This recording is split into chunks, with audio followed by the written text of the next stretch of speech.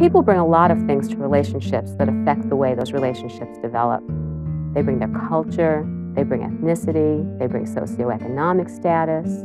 But one of the most important things that they bring to relationships is what they've learned in their family. The reason we're more traditional is just our parents are very traditional. I wouldn't want to be a mother like her. And so eventually that gets to the point where I'm like, I don't want children. I learned from my parents that you cannot change anyone, and I will always hold that with me, and I think it's something very healthy.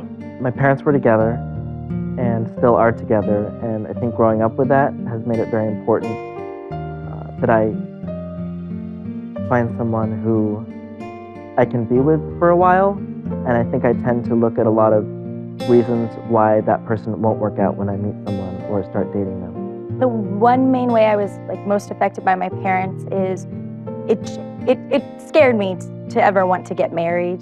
Definitely their divorce. I think it affected a lot of views I had on relationships, on men. It made me want to seek out relationships or seek out the attention from men or having a boyfriend because I lacked a father figure in my life. My dad wasn't around.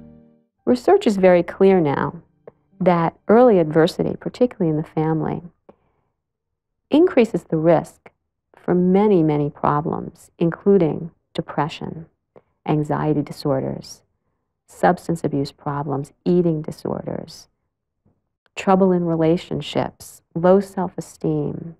And of course, all of these problems may then have an effect on how people function in their close relationships. Because my brother was my mother's only son, she spent a lot of time looking after him and didn't spend so much time with my sister or me. And I remember in high school, I hated high school. I hated every minute of it. I wasn't academic, and my mother didn't allow me to do anything extra. I remember I really wanted to go out for the softball team, and so I did it my junior year, and I made it to the final cut, and then I was cut, and she was so happy. I remember coming home telling her, and she was just thrilled that I didn't make it, because then I could be home to help take care of my brother more. A big part of why I was also so kind of withdrawn was because my stepfather was really cruel. I remember one time my grandmother, I was her favorite grandchild, so she spoiled me, and she bought me this video game, and I took it over to my friend's house because they wanted to borrow it. And he found out that I had left it over there, and he made me write 10,000 times, "I will not leave my things over at my friends' houses." And then I gave it to him, and he tore it up in front of my face and threw it away. I remember he told my grandmother that I would never grow up to be pretty. There were times when I asked him to help me with my homework because he was a very bright guy. He had a IQ of about 140, I think. So I asked him to help me with my homework a lot, and he would get so frustrated with me and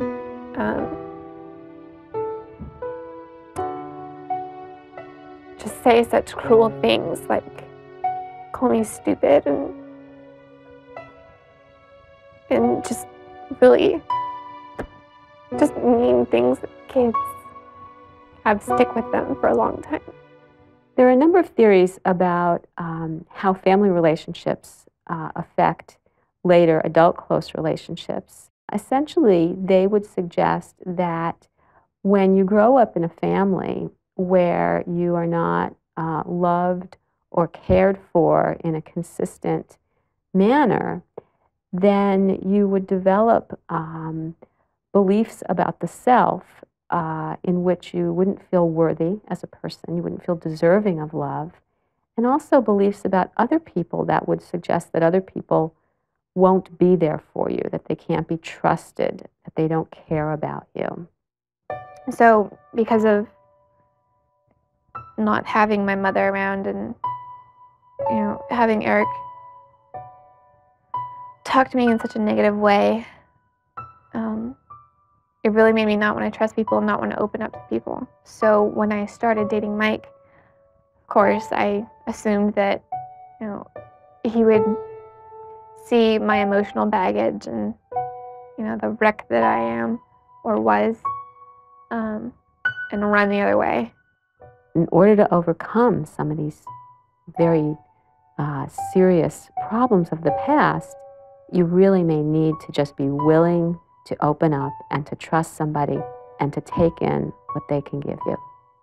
His personality, I think, complements mine so much because he has such a different outlook on life. He doesn't take things as seriously as I do. He's kind of like a kid at heart, which is something that I needed because I take things way too seriously. I need to lighten up. If I'm having an emotional day, which is pretty much every single day, he really sits there and talks to me about it until I feel better. And he's just been so incredibly supportive, and he's put up with all this emotional baggage that I have with me. And he can see past it, and it doesn't bother him. And I think that's probably the one thing that really helped me, was having people that I could talk to about it, people that, you know, I really cared about their opinions, and I knew that they loved me no matter what. It's a unique story that you can tell people, and after you tell them, they'll look at you and go, wow, how did you survive that? How did you go through that? I mean, it makes me look like that much stronger of a person. And it's really an amazing feeling.